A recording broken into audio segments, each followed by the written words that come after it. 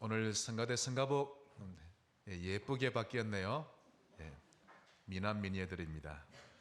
오늘 읽은 본문을 가지고 마땅한 길을 아이에게 가르치라.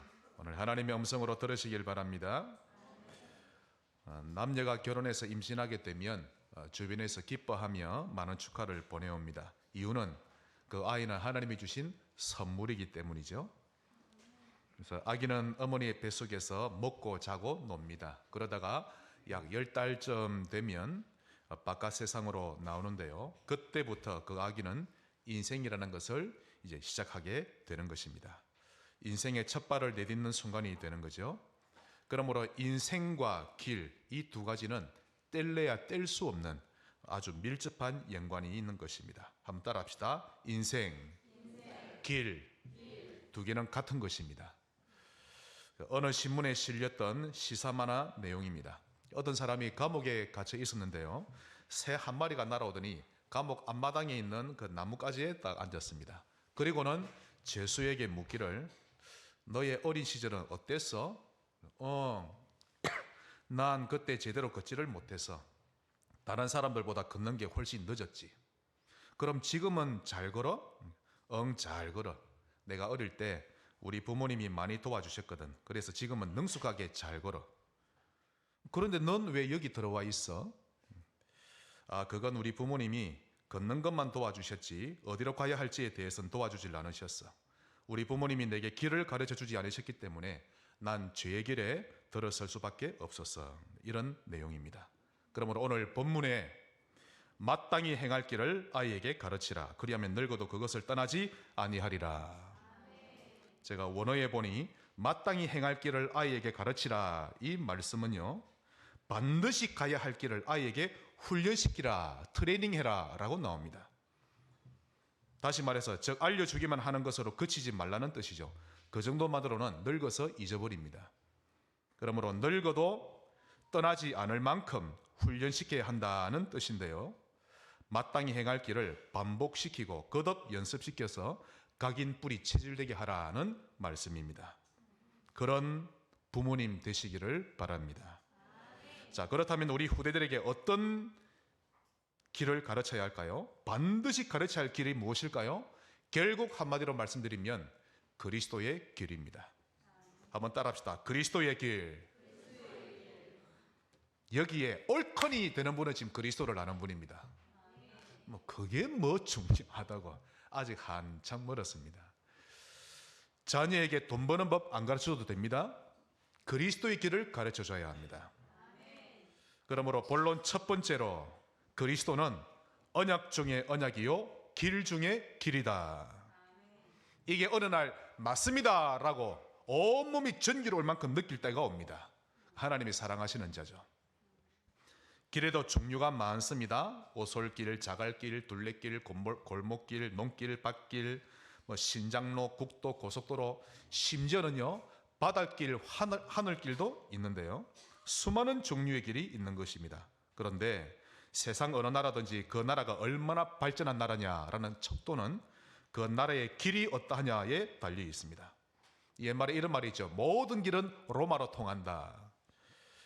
그 이유는 그 당시 로마는 군사를 빠르게 이동시키려고 세금을 또 원활하게 거두기 위해서 수많은 길을 닦았던 것입니다. 그 결과 그때 만들어진 길이 무려 15만 킬로미터가 된다고 합니다. 그러니 로마 제국의 문명이 그 어느 나라보다도 많이 앞서갔던 것이었죠. 우리나라도 가난했던 시절에는요 길이 형편없었습니다. 바람이 많은 부는 날이면 뿌연 흙먼지가 날렸고, 비가 오면 그대로 진흙탕이 되어버리고 있죠. 영하로 많이 떨어지면 그 땅이 딱딱하게 얼거나 미끄러운 길이 되어버리는데, 그러다가 1960년대 후반부터 고속도로 작업이 시작되었습니다. 그때부터 한국의 길이 달라지기 시작했는데요, 지금은 한국이 IT 강국입니다. 거의 세계 1, 2위를 차지하죠. 그래서 현재 우리나라의 도로 포장률은 98%가 넘는데 그 덕분에 문명이 매우 발전했습니다. 지금 우리나라는 세계 어디를 견지어도 떨어지지 않습니다. 거의 문명 1, 2위를 다툴 만큼 지금 한국의 문화를 가져오고 싶어서 난리 났습니다. 전 세계가. 정말 지금은 어느 나라와 견주어도 전혀 뒤처지지 않을 만큼 많이 발전했죠. 그래서 시대를 불문하고 한 나라의 문명 발전의 척도는 그 나라의 길의 형편과 정비례하는 것입니다. 이것은 신기하게도 육신적인 길이든 영적인 길이든 똑같습니다. 길이 발전하면 문명이 발전하고 영적인 길이 발전하면 영적으로 승리합니다. 그런데 영적으로 틀린 길을 계속 가게 되면 그 영혼은요, 나중에 형편없이 되어버리는 것입니다. 한 번 더 좌우로 인사합시다. 길을 회복합시다. 네, 여러분 제발 길을 회복하세요. 그래서 그 첫 번째로 길을 잃은 인류, 우리가 형편없는 길로 갈 수밖에 없는 것이 첫사람 아담과 하와가 길을 잃고 말았습니다. 사실 이때부터 모든 인류는 영적인 방황이 시작된 것이죠. 영혼은 생명을 잃었고 마귀의 소속이 되어버린 것입니다. 그러니 한 번 죽는 것은 사람에게 정해진 것인데 그 후에는 마지막 날 주님이 오셔서 심판하실 때 우리를 죄인이라 판결하시고 우리는 불못에 떨어지게 되는 것입니다. 이 판결에 대해서 사람은 뭘 어떻게 할 수 있는 방법이 없었던 것입니다. 그냥 가만히 있다가 저주를 받을 수밖에 없는 입장이 되어버린 것이죠. 뭐 쉽게 예를 들면 저 앞에서 육상 빌딩만한 해일이 밀쳐옵니다. 시속 100km로. 여러분 해일이 일어날 때는요, 밑에 바닷속으로 120km로 달린답니다. 속도가. 그러니까 육상 빌딩만한 해일이 100km로 우리에게 지금 덮쳐온다? 피할 수 있을까요? 못 피합니다. 아무도 못 피합니다. 그냥 바라보고 그대로 그냥 당하는 거죠. 저주가 그러합니다.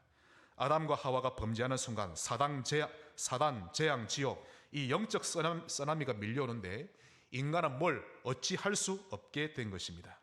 그때 삼위 하나님께서 우리에게 길을 열어주셨는데 그 길이 그리스도인 것입니다. 요한복음 3장 16절, 하나님이 세상을 이처럼 사랑하사 독생자를 주셨으니 이는 그를 믿는 자마다 멸망하지 않고 영생을 얻게 하려 하심이라. 이 말씀이 감사해서 다음 주에 하나님께 감사한금 드리십시오. 진짜 복음을 발견한 거죠. 하나님이 나를 이처럼 사랑하사 독생자를 주셨으니 그를 믿으면 멸망치 않습니다. 그래서 길이 되신 예수 그리스도이십니다. 오늘 예수님 발견하셔야 합니다. 성경에 있는 모든 예언, 모든 예화, 모든 말씀이 그리스도를 향해 집중되고 있습니다. 한번 볼까요? 창세기 3장 15절에 사단의 머리를 깨뜨린 여자의 후손 예수 그리스도. 창세기 6장 14절 노아가 산 위에 지었던 방주도 예수 그리스도. 이삭 대신 희생제물 되었던 순양. 이스라엘 백성이 애굽에서 해방되기 전에 각 가정에서 잡았던 어린 양. 전부 다 예수님 이야기입니다. 광야에서 만들었던 성막과 모든 제사, 또 어떤 죄인이든지 들어가기만 하면 살려줬던 도피성, 불뱀에 물린 자마다 바라보기만 하면 불뱀의 독에서 해독되었던 놋뱀, 이 모든 것이 그리스도를 가리키는데 하나님의 외침입니다. 전부 그리스도를 이야기 다 하는 거 있죠. 특히 수많은 왕과 제사장과 선지자를 하나님이 보내셨는데 이들 중에 인간을 근원적인 문제, 즉 사단, 재앙, 지옥에서 완전히 구원해준 왕, 제사장, 선지자는 아무도 없었던 것입니다. 예수님이 기름 부음 받은 자로 완벽히 해결해 내신 것입니다. 그 증거로 구약의 선지자 이사야가 예언했죠. 이사야 53장 5절, 그가 찔림은, 자, 주님이 오셔서 십자가 지기 700년 전에 예언된 겁니다. 그가 찔림은 우리의 허물 때문이요 그가 상함은 우리의 죄악 때문이라. 그가 징계를 받음으로 우리는 평화를 누리고 그가 채찍에 맞음으로 우리는 나음을 받았도다. 지금 현재 세계 곳곳에서는요, 내가 하나님이다, 내가 그리스도다, 내가 구원자다라고 외치는 정신질환자가 너무 많습니다. 거기에 딸려가는 사람도 많고요. 하지만 그 어느 누구도 이 말씀에 예언대로 실천한 사람은 아무도 없습니다.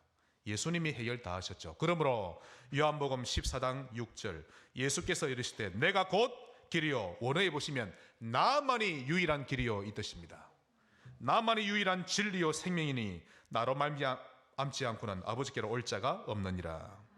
이 말씀이 믿어지면 어느 인생이든지 해방받게 되어 있습니다.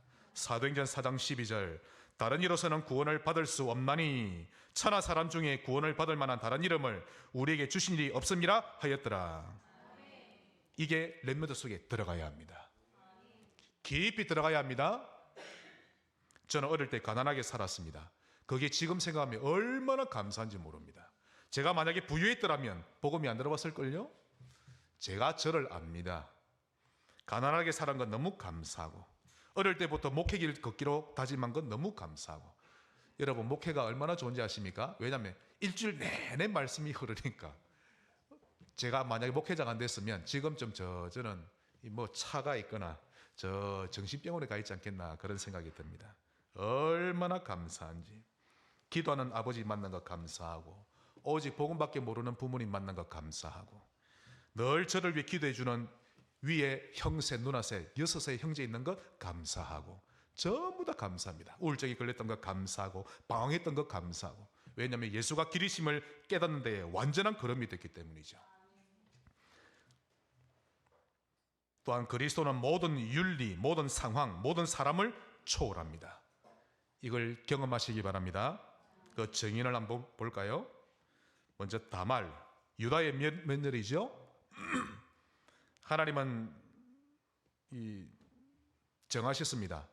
야곱의 아들 가운데 유다, 그 가문에서 그리스도가 나게 할 것이라고.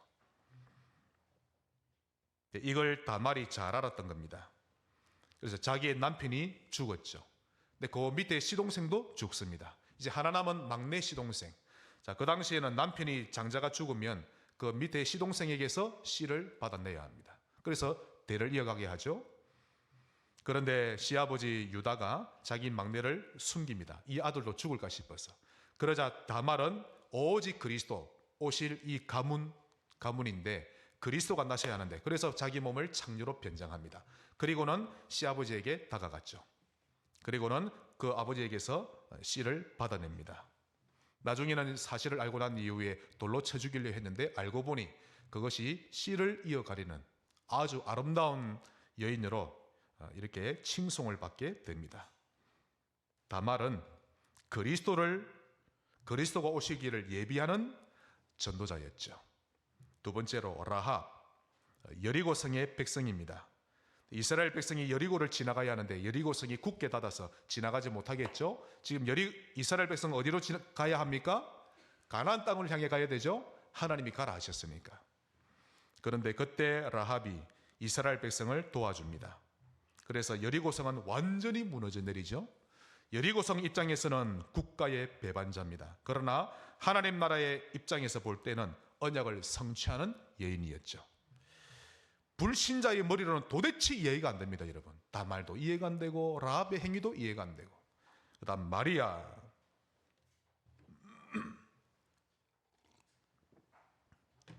결혼도 하기 전에 임신하게 되었는데 그 당시 풍습으로는 죽음을 면치 못할 중죄였던 것입니다.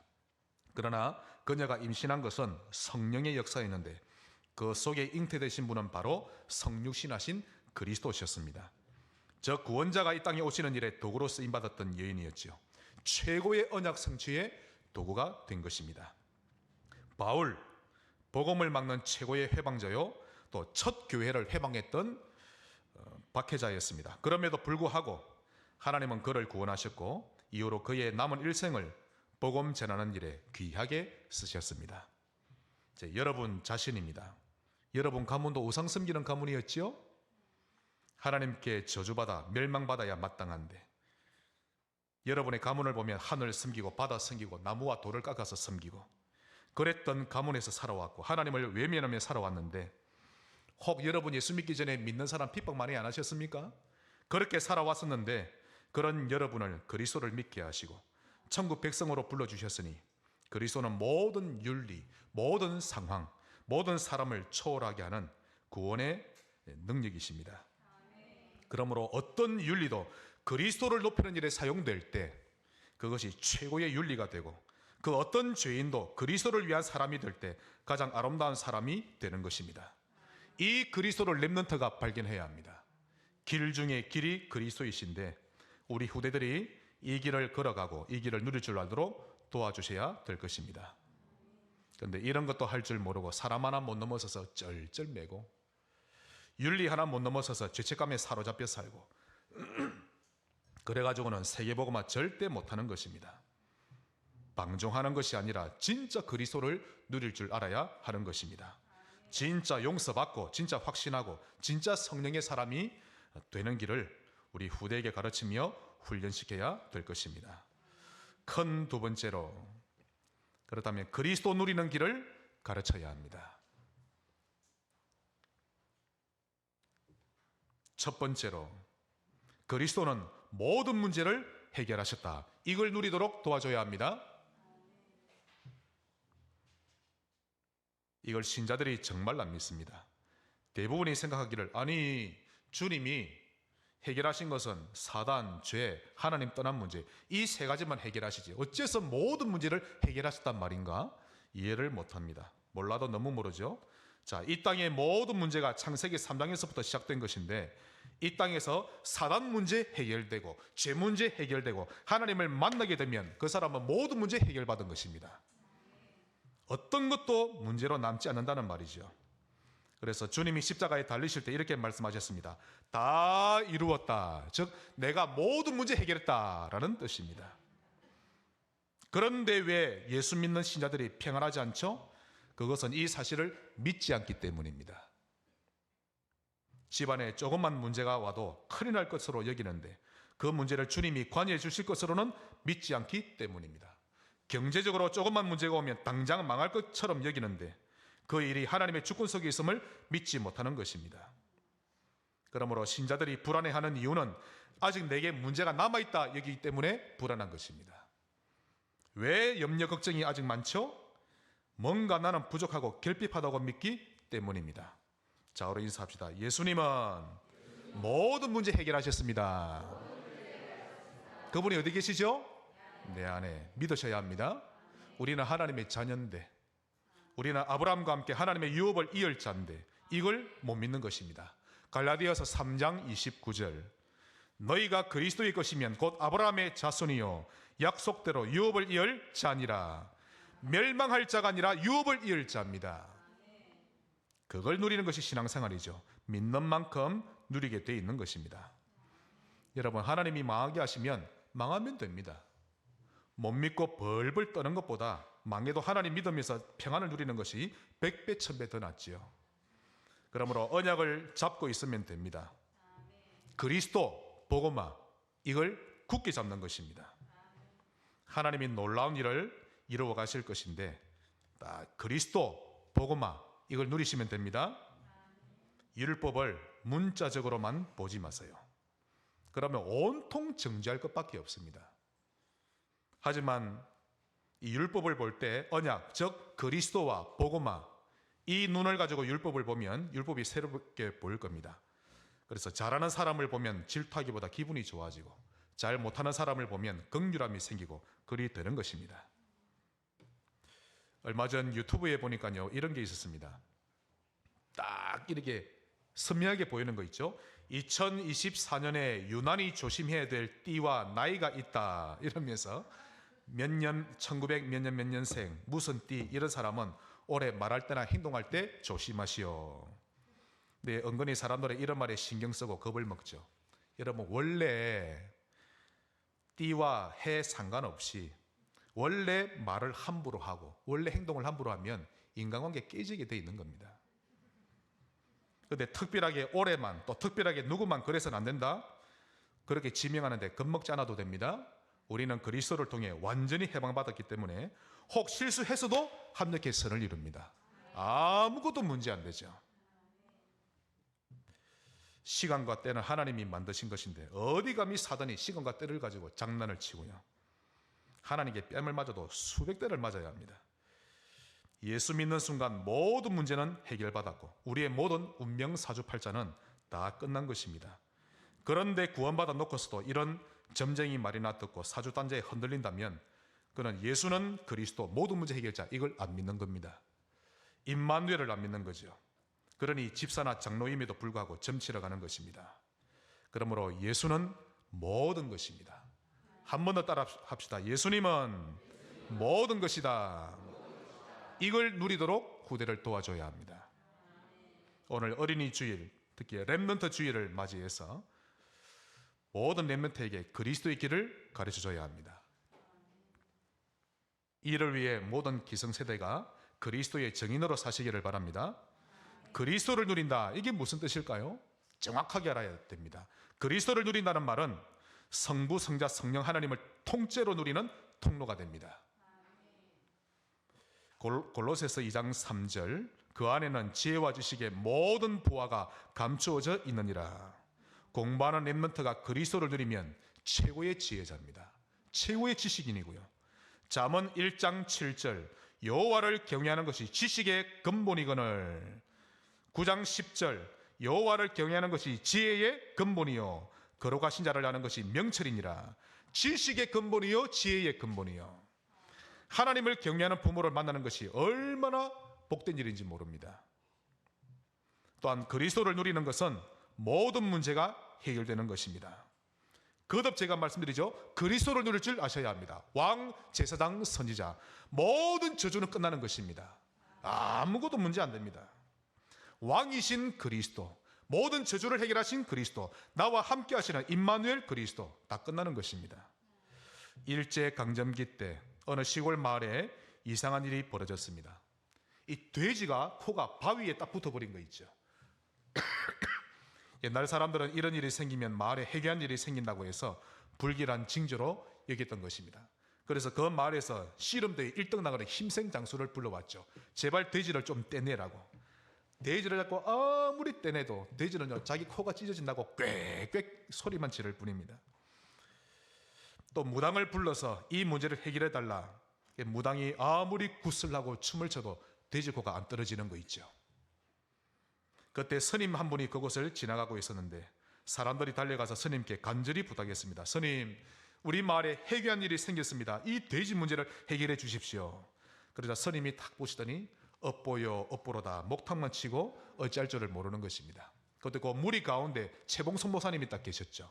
초대 교회의 목사님입니다. 그때 목사님이 이 모든 광경을 다 지켜보고 계셨는데요.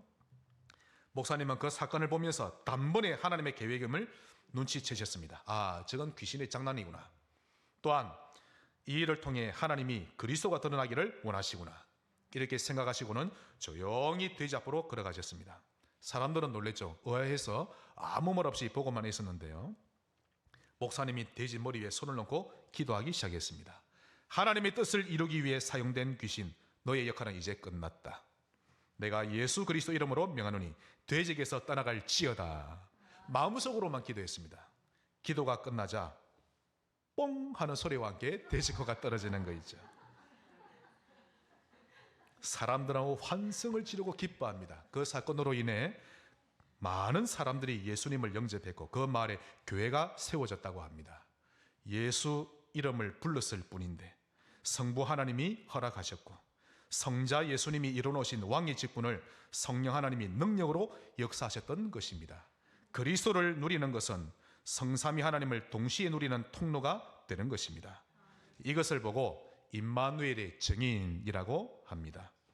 그러므로 그리스도를 누리는 것은 임마누엘을 체험하는 통로가 되는 것입니다. 이 임마누엘의 길을 우리 후대에게 반드시 가르쳐줘야 할 것입니다. 하나님은 언제든지 우리와 함께 하시고 어디서나 함께 하십니다. 잠시도 우리를 떠나신 적이 없지요. 24시간 모든 상황에 모든 장소에 항상 개입하시고 다 알고 계신데 이 하나님을 인정하고 누릴 줄 아는 자가 진짜 제자입니다. 이런 자는 자기 자아를 고집하지 않습니다. 자기 자신이나 자기 주장을 전혀 앞세우지 않죠. 하나님 말씀에 항상 귀를 기울입니다. 성령 인도 받을 수밖에 없는 것이죠. 자, 그렇다면 그리스도를 어떻게 누릴까요? 그 방법이 오늘 본론 세 번째입니다. 오늘이 그리스도를 누리는 방법입니다. 자, 여러분 인사합시다. 오늘을 누립시다. 오늘의 증인이 됩시다. 만일 여러분에게 지금 당장 1,000억이 생긴다면 제가 예언 하나 할까요? 당장 여러분의 기도하는 횟수가 줄어들 겁니다. 사람들을 종부리듯이 쉽게 부리고 원하는 것은 무엇이든 다 할 수 있는 대단한 권력이 지금 여러분에게 딱 생긴다면, 예를 들면 회장이 된다든지 뭐 옛날 같으면 안기 보면 나는 새도 떨어뜨리는 데죠. 뭔가 권력이 내게 딱 주어진다면 또 제가 예언합니다. 그때부터 하나님을 생각하는 횟수가 훨씬 줄어들 겁니다. 예배 드리는 것도 지금보다 훨씬 사모하지 않을 것이고 녹취본도 굳이 읽으려고 하지 않을 겁니다. 이상하게 사람은 그리 되게 돼 있는 것입니다. 그렇다면 과연 우리는 기도가 필요 없는 존재인가요? 과연 우리는 하나님 말씀을 먹지 않아도 되는 존재입니까? 일주일에 딱 한 번만 예배 드리면 됩니까? 교회에서만 예배 드리고 집에 가면 예배를 안 드려도 됩니까? 그렇지 않음에도 불구하고 우리는 뭔가 육신적으로 포만감이 들면 영혼에 대해 필요 없다 여기고 영혼에 대한 것은 귀찮은 것으로 치부해버립니다. 사실 그때부터 악령이 달려드는데요. 한번 예배를 계속 빠져보세요. 귀신 순식간에 달려듭니다. 그러면서 넓은 길을 끊임없이 제공하며 결국 인생을 허비하도록 이끌어갈 것입니다. 그러므로 그 첫째로 오늘 말씀을 가지고 살도록 도와야 합니다. 이렇게 도와주는 부모가 최고의 부모입니다. 어린이날이라고 어디 놀러 간다고 도와주는 부모가 최고 아닙니다. 그것도 오늘 주일인데 만약 오늘 한국의 기독교인 부모 가운데 어린이날이라고 예배 안 가고 저 어디 애를 데리고 놀러 갔다? 애를 죽이는 겁니다. 그게.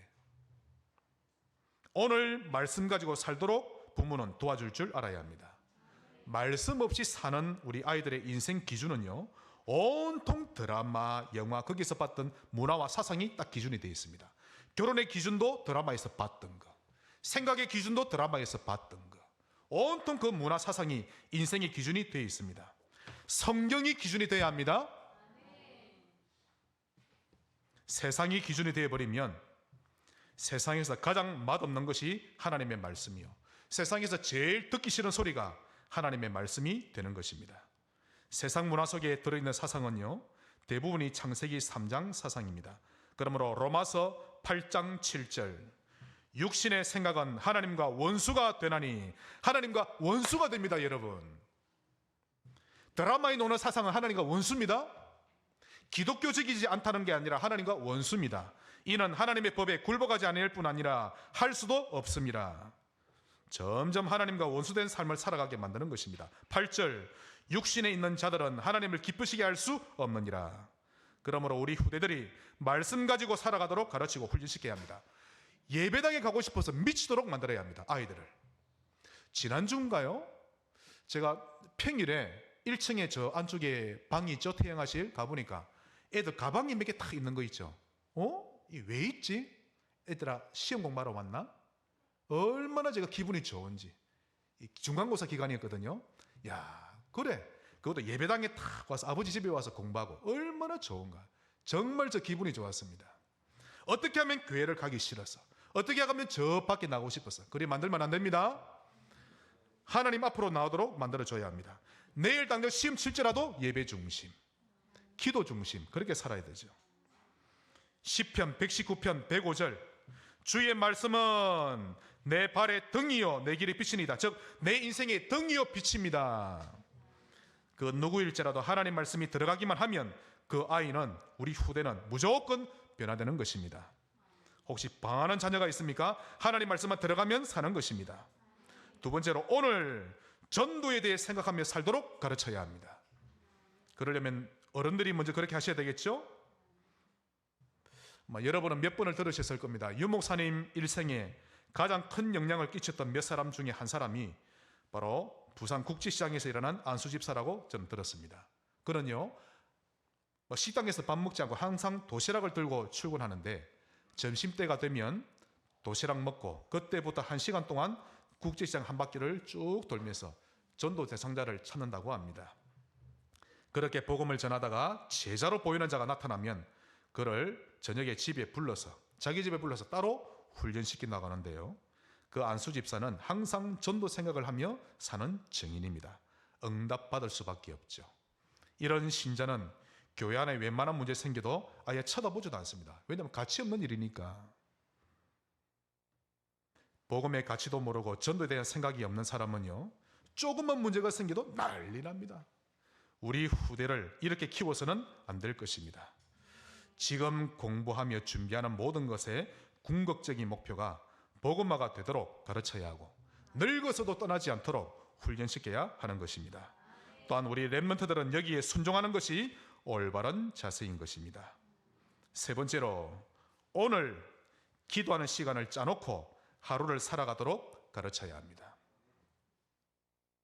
다시, 오늘 기도하는 시간을 짜놓고 그 짜임을 따라서 하루를 살아갈 줄 알아야 합니다. 이건 아주 쉽습니다. 포타임은 할 줄 알면 됩니다. 아침엔 일어나서, 낮에는 현장에서, 밤에는 하루를 정리하면서, 잠들 때 누워서 기도하며 잠드는 거죠. 하루에 4번 하나님과 대화하는 것이 습관이 되면 그 렘넌트는 무조건 미래 보장됩니다. 어른들은 하루 4번 안 하셔도 됩니다. 잘 안 되는 분은 일어나서 하나님을 바라보고, 잠들면서 하나님 바라보세요. 잠들 때 유튜브를 보면서 잠들지 말고 묵상하면서 잠드는 겁니다. 어제도 집사람이 잠들 때 보니까요, 불을 탁 껐는데 제보고 휴대폰 불을 켜달랍니다. 후레쉬 있죠, 휴대폰에? 탁 켜니까 종이 쪽지에 어린이 설교를 위한 설교문을 탁 읽으면서 머리에 넣어놓고 묵상하면 잠든답니다. 이야, 이쁘구나 싶은 거 있죠. 제가 그러거든요. 저도 오늘 본문, 오늘 내용, 또 성경 앱이 있습니다. 딱 보고 이제 잠드는 것입니다. 이걸 여러분 한 달만 해보세요. 영적 상태 바뀝니다. 우울증 100% 치유됩니다. 만일 사모를 하지 않으면 그것은 나의 인생에 흑암을 뿌리는 일이요, 하나님과 무관하게 사는 존재가 되는 일입니다. 그래서 성령으로 시작했다가 나도 모르게 육체로 마치는 사람이 되어져 가는 것입니다. 사모를 통해 성령으로 마치는 신자 되시기를 주의 이름으로 축원합니다. 말씀의 결론을 맺겠습니다. 우리가 다른 것은 실패할지라도 신앙생활을 성공하면 모든 실패가 발판이 됩니다. 그런데 신앙생활에 실패하면 그동안 성공해왔던 것이 저주가 되어져 갈 것입니다. 그래서 바울은 육신적인 성공이 그리스도를 알지 못하게 하는 배설물이요 해로운 것이라고 말했죠. 그러므로 하나님과의 관계가 올바르게 되어지면 그 다음으로 진행될 세상과의 관계, 사람과의 관계, 물질과의 관계는 하나님이 다 인도해 가시는 것입니다. 이걸 체험하시기 바랍니다. 하나님과의 관계를 먼저 회복하세요. 하루에 어른은 2번, 렘넌트는 4번. 우리 인간에게는 근원적인 목마름이 있습니다. 하나님의 형상대로 만들어진 존재가 하나님을 채우질 못하고 사니 근원적으로 늘 목마름을 느끼며 살죠. 특히 세상에서 성공하고 화려하게 성공한 사람일수록 그가 느끼는 갈증은 더 심한 법인데요. 그래서 마약에 손대고 도박에 빠지고 또 술에 빠지곤 하는 것입니다. 자, 그러면 결론적으로 우리가 신앙생활을 잘하려면 이제 어떻게 하면 됩니까? 하나님과의 관계가 좋아지려면 어떻게 하면 됩니까? 길을 선택 잘하면 되는데 언약을 잘 잡으시면 됩니다.